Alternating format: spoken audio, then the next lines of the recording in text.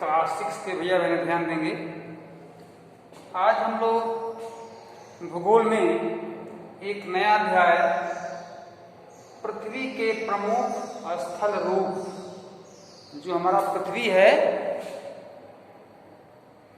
जिस पर हमारा भवन है, हम निवास करते हैं, जिस पर पर्यावरण है, जिस पर जंगल है, जिस पर बाग बगीचे हैं, जिस पर सड़क है, जिस पर हम अड़िग हैं, जिस पर हमारे भवन हैं, आदि आदि, जिस पर समुद्र है, जिस पर नदियां हैं, क्या है?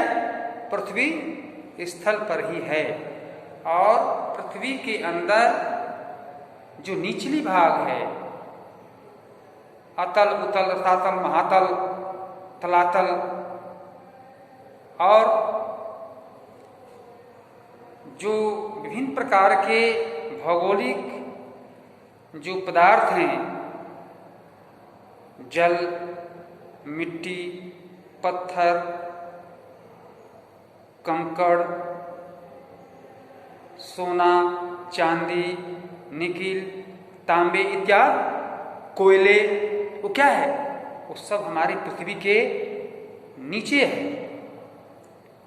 और ये पृथ्वी के प्रमुख स्थल रूप, जो पृथ्वी के जो ऊपर भाग है, स्थल रूप है, उसका ये आकलन करता है कि पृथ्वी के प्रमुख स्थल रूप कौन कौन से हैं।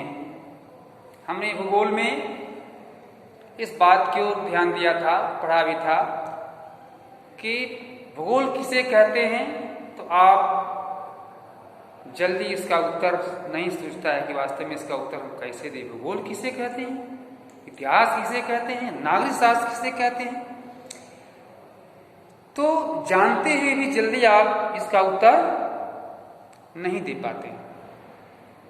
भूगोल सबसे पहले, भूगोल पृथ्वी के आंतरिक और बाह्य तथ्यों का अध्ययन करता है। यानी पृथ्वी के अंदर क्या है, पृथ्वी के आंतरिक और पृथ्वी के ऊपर क्या क्या है,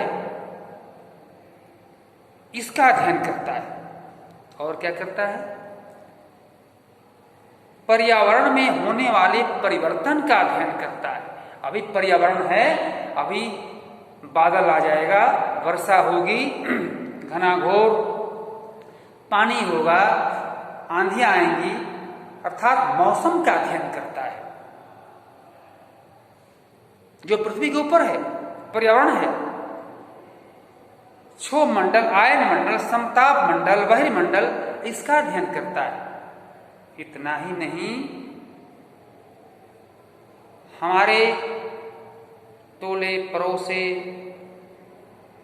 जिला, जनपद, प्रांत, देश, दुनिया के अंतर्गत होने वाले घटनाओं का अध्ययन करता है। किस देश के लोग कैसे हैं, उनकी खान पान क्या है, उनका वेशभूषा क्या है, उनकी रहन सहन क्या है, और जनसंख्या उस देश का या उस नगर का कितना है, इसका भी अध्ययन करता है। आइए हम लोग आज पृथ्वी के प्रमुख स्थल रूप, अब पृथ्वी के प्रमुख स्थल रूप कौन कौन से हो सकते हैं, ठीक है? कौन बताएगा? इसमें से सही भैया बहने जागरूक से इस बात को ध्यान देंगे, सुनेंगे। पृथ्वी के प्रमुख स्थल रूप कौन कौन से हैं? पाठक आप बताइए। अमित पाठक नहीं,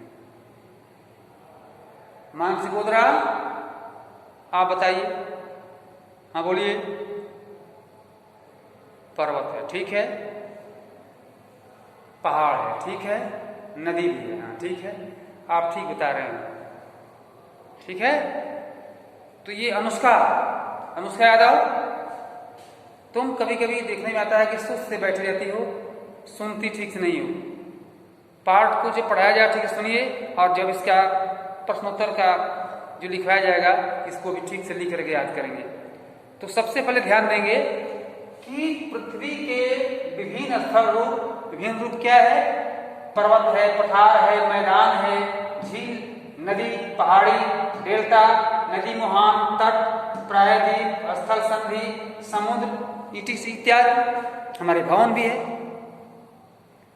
अब ये पृथ्वी के प्रमुख स्थल रूप कैसे हमको प्रभावित करते हैं और किस तरह से हम इस पर विराजमान होते हैं, कितने से कितने तक ऊंचाई होगी तो वो स्थल रूप हो जाएगा, पर्वत हो जाएगा। पहाड़ी वह स्थलीय भाग है जो कि आसपास की भूमि से ऊंची होती है, उठी होती है। 600 मीटर से अधिक ऊंचाई एवं खाड़ी ढाल वाली पहाड़ी को पर्वत कहा जाता है। 8000 मीटर से ऊंचे कुछ पर्वतों के नाम बताएं। अब देखिए, आप ढूंढेंगे चित्र में तो मिलेगा और इस चीज को आप अनुभव करेंगे। स्थलों को जरूर हम देखें, हम प्राय देखते भी हैं। पृथ्वी की सतह सभी जगह एक समान नहीं है। पृथ्वी पर अनगिनत प्रकार के स्थल रूप हैं। स्थल मंडल के कुछ भाग ऊंचे नीचे तथा कुछ भाग समतल होते हैं। ये स्थल रूप 2 प्रक्रियाओं के परिणाम स्वरूप बनते हैं। आपको यह जानकर आश्चर्य होगा कि मैदान जिस पर आप खड़े हैं उसमें धीरे धीरे गति हो रही है।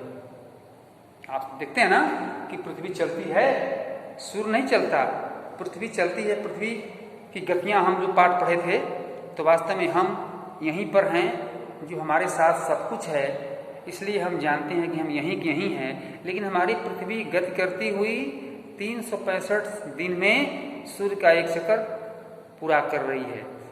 चूंकि हमारे साथ सब कुछ है तो हम जान रहे हैं कि हम स्थायी बने हुए हैं।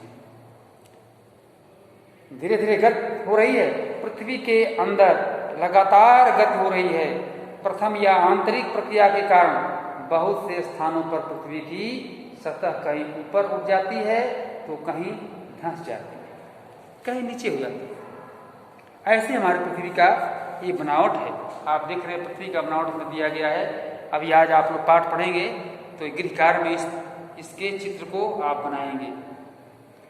इस चित्र को आप बना करके सादे पेज पर और यथासंभव ये हरे, लाल, भूरे, पीले इस रंग का प्रयोग भी करेंगे, तब जाकर के आपका ये भूगोल का चित्र सार्थक होगा। तो भैया बहनों, इस चित्र को आप बनाएंगे और कुछ भैया बहने कहते हैं कि हमसे नहीं बनेगा, तो इसको बनाने का प्रयास करेंगे, अवश्य बनाएंगे।